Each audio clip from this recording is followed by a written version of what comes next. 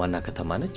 ሞቅ ያለች ከተማ ነች። በተለይ መሀል አካባቢውና ገበያ ቦታዎቹ ላይ በጣም ደስ የሚል ነው። አንድ ከኛ ጋር የሚያመሳስል ነገር ያዩት መብራቱ ነው። ከተማው ይሄ ዋናው ጎዳና ላይ የተገጠሙት መብራቶች አሁን በቅርብ በየጎዳናው የተገጠሙ አበባ የሚመስሉ መብራቱ የቦሌ መንገድ ላይ እንዳሉት አይነት የተገጠሙ አሉ አይደል?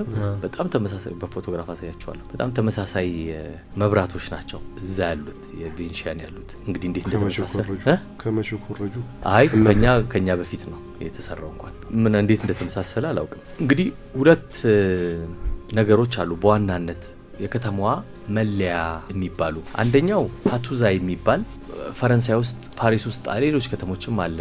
አርክ ደ ትራያምፍ ይሉታል። የድል በር ወይም የድል አርች ነው። እንደ ወታደሮች ከድል በኋላ በውስጡ የሚያልፉበት አይነት ትልቅ ግንብ ነገር ነው። ልክ እንደሱ አይነት መሀል ከተማው ላይ ይገኛል። ፓቱዛ የሚባለው በፈረንጆቹ በ1968 ተገንብቶ ያለቀ ነው። በሁለተኛው ዓለም ጦርነት ለሞቱ የላኦስ ወታደሮች መታሰቢያ የተሰራ ነው። በጣም የሚያምር ነው። ወደ ላይ ደግሞ ተከፍሎም ይወጣል። ከላይ ሆኖ ደግሞ ከተማውን በከፊል ማየት ይቻላል። ከፍ ካለ ቦታ $120 ምናምን ቢሞላ ነው ከነ ሆቴሉ ከነ ምግቡ ከነ ምናምን ወራ አጠቃላይ። እኔ ሆስቴል ውስጥ ነው ያረፍኩት። ለሶስቱ ሌሊት የከፈልኩት ቁርስም ያለው $19 ነው አጠቃላይ ማለት ነው። አዎ ቁርሱን አላየሁትም፣ ቁርሱን አልበላሁም እንጂ ነበረው እሱም ቁርስ። እንግዲህ ምንድነው በጣም ርካሽ ሀገር ነው። ቱሪስቶች ብዙ አውሮፓውያን ብዙ አሜሪካውያን አሉ እዛ። የረፍት ጊዜ ሲኖራቸው ወይም ደግሞ ራቅ ብለው መስራት ሲፈልጉ የሚመርጡት ቦታ ነው።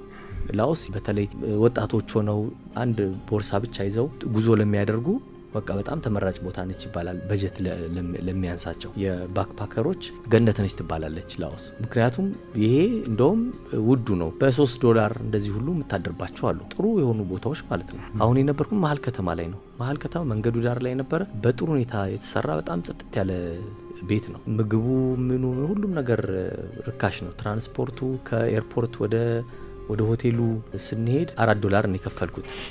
ግን በኋላ ሆቴሉ ጋር ሳይ ግን ለተሸወድኩ ገባኝ። $2.50 ነበር መከፈል የነበረበት። ስለዚህ ምን ያህል ርካሽ እንደሆነ ማየት ነው።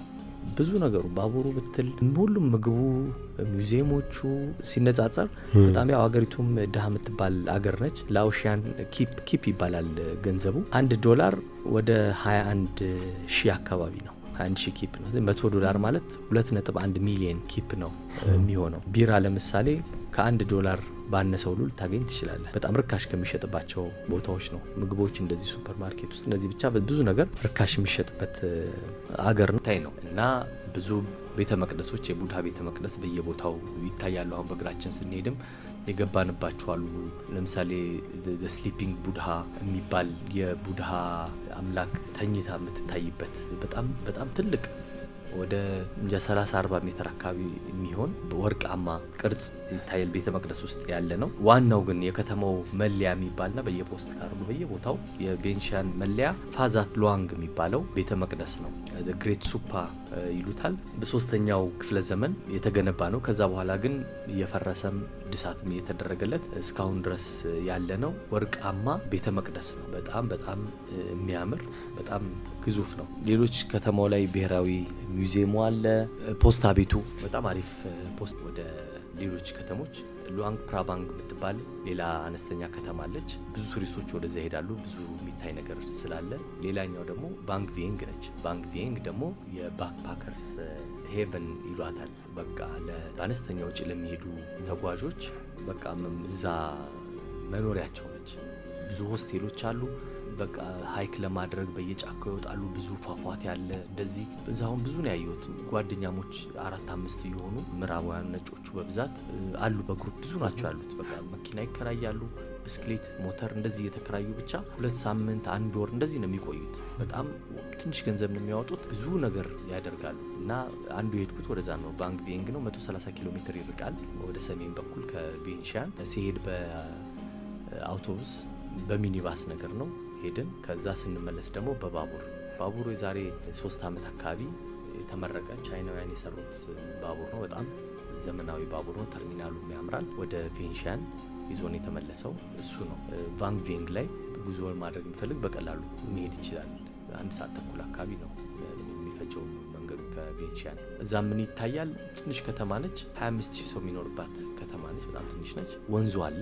ወንዙ ላይ የሚደረጉ የውሃ ነገሮች አሉ፣ በጀልባ በእንደዚህ የሚኬድበት። ከዛ ደግሞ ላጉን የሚባል ደግሞ ላጉን 1 ላጉን 2 እያሉ አስጎብኚዎች አሉ የሚወስዱ ከከተማው ወደ 40 ደቂቃ አካባቢ ተደርቶ ከከተማው ወጣ ብሎ ያለ ቦታ። ዋናው መስህብ የባንግዴንግ እሱ ነው። የመዝናኛ ቦታ ነው። ሀይቆቹ ላይ ብዙ የውሃ ስፖርቶች አሉ። እንደሱ መንቀሳቀስ ይቻላል። ምግብ ቤቶች፣ በቃ የቤተሰብ ጊዜ ማሳለፊያ ቦታዎች ማለት ናቸው።